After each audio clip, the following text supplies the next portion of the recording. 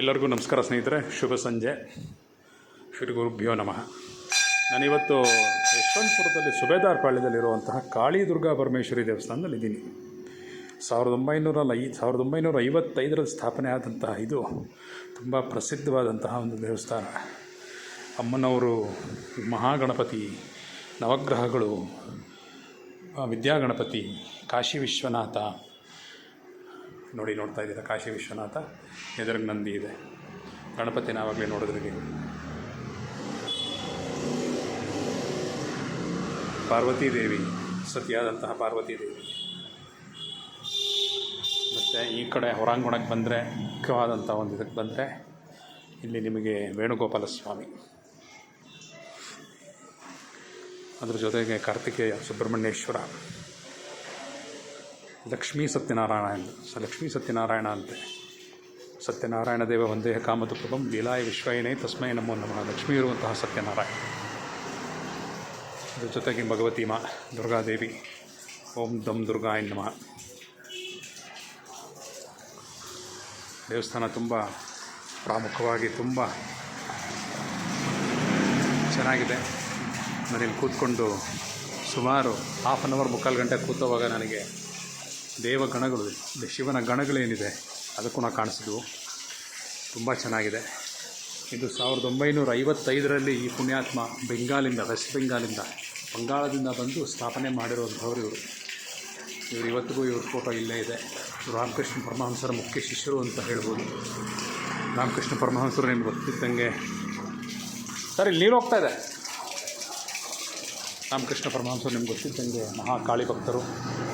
ಕಾಳಿನ ಡೈರೆಕ್ಟ್ ಆವಾಹನೆ ಮಾಡಿಕೊಂಡಂತಹ ಶ್ರೇಷ್ಠರು. ಇಲ್ಲಿ ರಾಮಕೃಷ್ಣ ವಿವೇಕಾನಂದರಿದ್ದಾರೆ,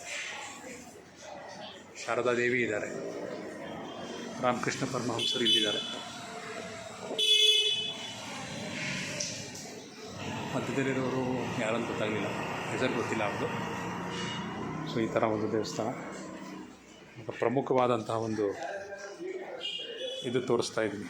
ಪ್ರಮುಖವಾದಂಥ ಒಂದು ಪ್ರತಿಮೆ ಇದೆ. ತಾಯಿ ಭಗವತಿ, ಮಹಾಕಾಳಿ ಬಹಳ ಸುಂದರವಾಗಿದ್ದಾರೆ ಇಲ್ಲಿ. ಈ ಜಾಗದಲ್ಲಿ, ಗರ್ಭಗುಡಿಯಲ್ಲಿ ಬೇರೆ ಎನರ್ಜಿನೇ ಬೇರೆ ಇದೆ. ಆ ಎನರ್ಜಿ ತುಂಬ ಪಾಸಿಟಿವ್ ಕೊಡ್ತಾ ಇದೆ. ಇಲ್ಲಿ ಕೂತ್ಕೊಂಡು ಧ್ಯಾನ ಮಾಡಿದ್ರೆ ತುಂಬ ಒಳ್ಳೆಯದು. ನಿಶ್ಚಲ ಮನಸ್ಸಿಂದ ಧ್ಯಾನ ಮಾಡಿದ್ರೆ ಆ ಜಗನ್ಮಾತೆ ನಿಮ್ಮ ಇಷ್ಟಾರ್ಥಗಳನ್ನೆಲ್ಲ ನೆರವೇರಿಸ್ತಾಳೆ. ನೋಡಿ, ಪ್ರತಿನಿತ್ಯ ಪೂಜೆ ಆಗುತ್ತೆ.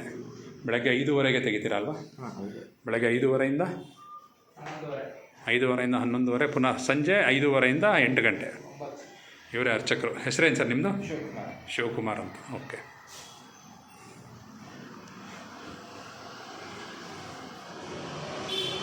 ಇಲ್ಲಿಗೆ ಬನ್ನಿ ಸ್ನೇಹಿತರೆ, ಯಾವತ್ತಾರು ಒಂದು ದಿವಸ ಬಿಡುವು ಮಾಡ್ಕೊಂಡು ಇಲ್ಲಿಗೆ ಬನ್ನಿ. ಈ ಕಡೆ ಇರೋರು, ಈ ಪ್ರಾಂತ್ಯದಲ್ಲಿರೋರು, ಬೆಂಗಳೂರು ನಾರ್ತ್ನಲ್ಲಿರೋರು ದಯವಿಟ್ಟು ಒಂದು ಸತಿ ವಿಸಿಟ್ ಮಾಡಿ ಇಲ್ಲಿ ತಾಯಿ ಆಶೀರ್ವಾದ ಪಡ್ಕೊಳ್ಳಿ.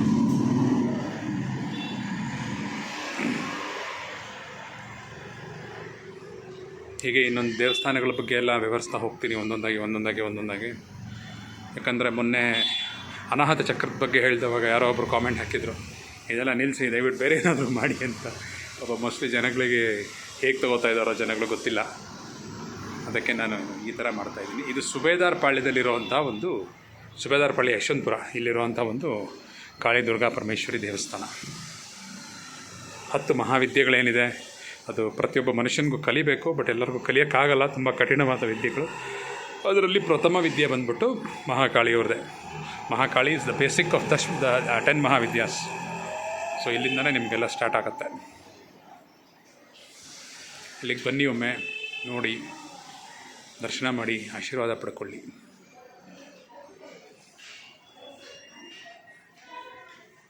ಇವಾಗಿನ್ನೂ ತೆಗೆದಿದ್ದಾರೆ, ಜನಗಳು ಬರ್ತಾ ಇದ್ದಾರೆ.